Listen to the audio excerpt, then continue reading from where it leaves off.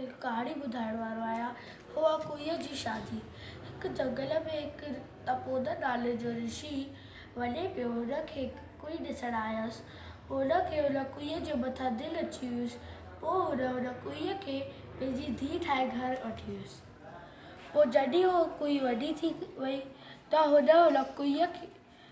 हुन कुईअ जी शादी जी चिंता लॻियसि। तो सूरज ॾे थो वञे।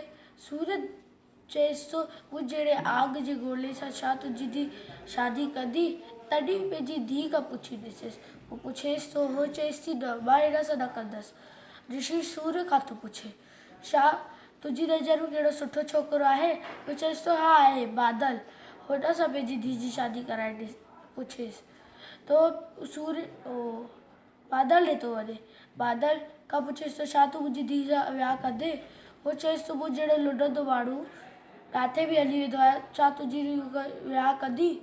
तॾहिं पंहिंजी धीउ खां पुछी ॾिसेसि। हुन जी धीउ हिनखे बि चएसि थी, न, मां हिन सां बि न कंदसि। पोइ हो पुछेसि थो, तुंहिंजी नज़र में कहिड़ो सुठो छोकिरो आहे जंहिंसां पंहिंजी धीउ जी शादी करायां? हू चएसि थो, हा आहे, हवा। हुन खां पुछी ॾिसेसि।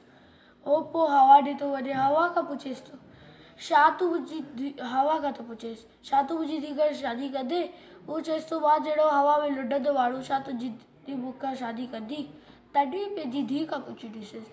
हुनजी धीउ चएसि थी, न, मां हिन सां बि न कंदसि। पोइ हवा खां पुछेसि थो, तुंहिंजी नज़र में कहिड़ो सुठो छोकिरो आहे जंहिंसां मां पंहिंजी धीउ जी शादी करायां? हू चएसि थो, हा आहे, पहाड़। मां केतिरी बि कोशिशि करे वठां, हुनखे न हराए सघंदो आहियां। पोइ पहाड़ ॾे थो वञे। पुछेसि थो, छा तूं मुंहिंजी धीउ सां शादी कंदे? हू चएसि थो, मूंखे शायदि मां जहिड़ो पथर जहिड़ो माण्हू, छा तुंहिंजी धीउ मूंखां शादी कंदी? तॾहिं पंहिंजी धीउ खां पुछी ॾिसेसि। हुनजी धीउ चएसि थी, न, मां हिन सां बि न कंदसि।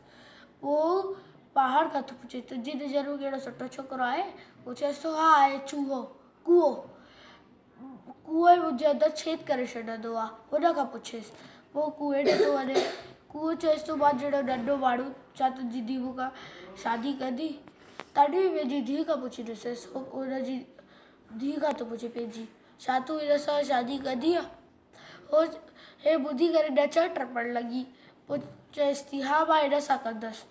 पोइ हुन ऋषिअ खे त यादि अचेसि की उहो पहिरीं हिकु कुई हुई। पोइ हुनखे वापसि कुई ठाहे करे हुन ॿिन्ही जी शादी कराई।